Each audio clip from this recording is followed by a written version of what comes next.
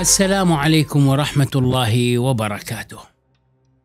ظاهرة الإعجاز العلمي في القرآن والسنة ظاهرة شغلت أوساطا كثيرة، أوساط متدينة وأوساط علمية وأوساط طبية وحتى أوساط فضائية في علم الفضاء. ما يلاحظ على ظاهرة الإعجاز العلمي في القرآن والسنة أنها ظهرت في توقيت مريب. هذا التوقيت تزامن مع ما سمي تاريخيا بالصحوة الإسلامية. في هذا اللقاء سيداتي سادتي سنتناول السياق التاريخي للعلاقة ما بين العلم والدين. هناك من يرى أن ظاهرة الإعجاز العلمي ساهمت دعويا في تمدد الإسلام في بقاع جغرافية متعددة، وهناك من يراها هي أساءت للإسلام لأنها معلومات غير علمية وغير دقيقة وغير ثابتة. هناك من يرى أن ظاهرة الإعجاز العلمي ساهمت دعويا في تمدد الإسلام في بقاع جغرافية متعددة، وهناك من يراها هي أساءت للإسلام لأنها معلومات غير علمية وغير دقيقة وغير ثابتة. اللقاء سنلتقي فيه مع الدكتور حمزة الرستناوي.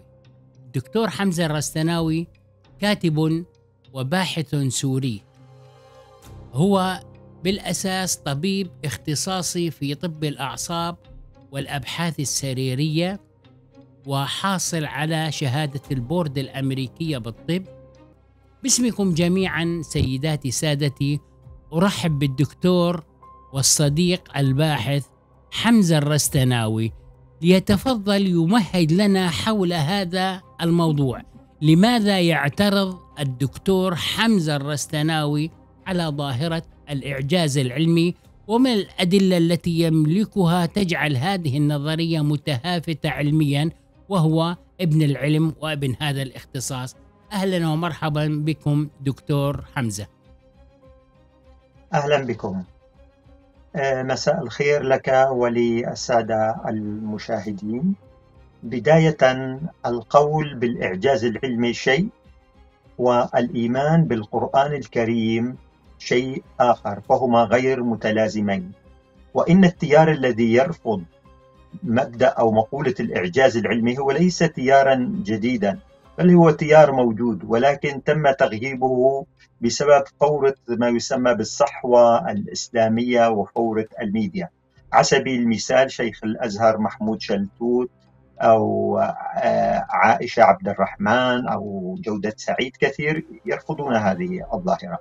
هلا الإعجاز العلمي في القرآن الكريم يستند إلى طبيعة العلاقة ما بين الدين والعلم. هناك فرق جذري ما بين العلم والدين.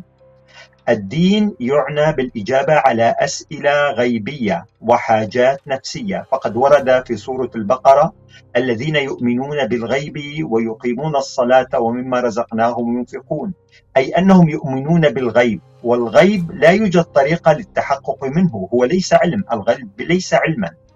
برهان العقائد بما يشمل الأديان ليس في علميتها، لا يوجد عقيدة علمية وعقيدة غير علمية، أو دين علمي ودين غير علمي. برهان العقائد هو في صلاح المؤمنين بها، أي أن يكونوا أناسا يلتزمون بأولويات الحياة والعدل والحرية ومكارم الأخلاق. من مظاهر القصور لدى المؤمنين في أي عقيدة هو محاولة استنادها في شرعيتها إلى العلم. في هذا السياق سوف أعرض سياق تاريخي للعلاقة ما بين العلم والدين لتبيان ذلك. خلال العصور القديمة والعصور الوسطى كان الدين مهيمنا على كافة أنحاء الحياة، في العلم، في السياسة، في كل شيء. لم يكن الدين في حاجة لتقديم نفسه في لبوس علمي أو عن طريق العلم، لأنه كان قويا ومهيمنا ومسيطرا. تقدم العلم في العصر الحديث، العلم دخل ليناقش وقدم نظريات في أشياء كانت تعتبر سابقا من صلب اهتمام الدين. العلم صار يناقش في أو يقدم فرضيات في موضوع الطب، في موضوع نشوء الكون، في موضوع المرويات التاريخية. أمام ذلك وجد القائمين على أمور الدين أنفسهم في موقف مختلف عن سابق. يوجد 3 استجابات لهذا الموقف الجديد الذي مع ظهور أو بزوغ شمس العلم.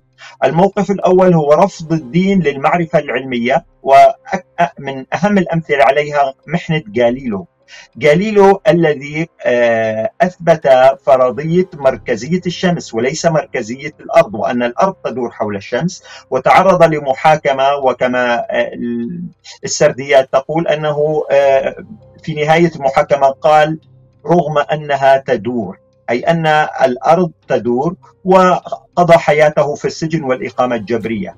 الموقف الثاني هو المزاودة على العلم. رجال الدين يقولون ما تقولونه عن العلم أو الحقائق أو الاكتشافات هذه كلها موجودة لدينا منذ قديم، هذه موجودة منذ 1400 سنة، أو في المسيحية موجودة من 2000 عام، ولكنها موجودة بشكل مرمز أو شكل ضمني في النصوص المقدسة، ولم يشاء الله إطلاع الأقدمين عليها، ولكن خصنا بذلك، أي المزاودة على العلم. وهنا موضوع الإعجاز العلمي ضمن هذا السياق.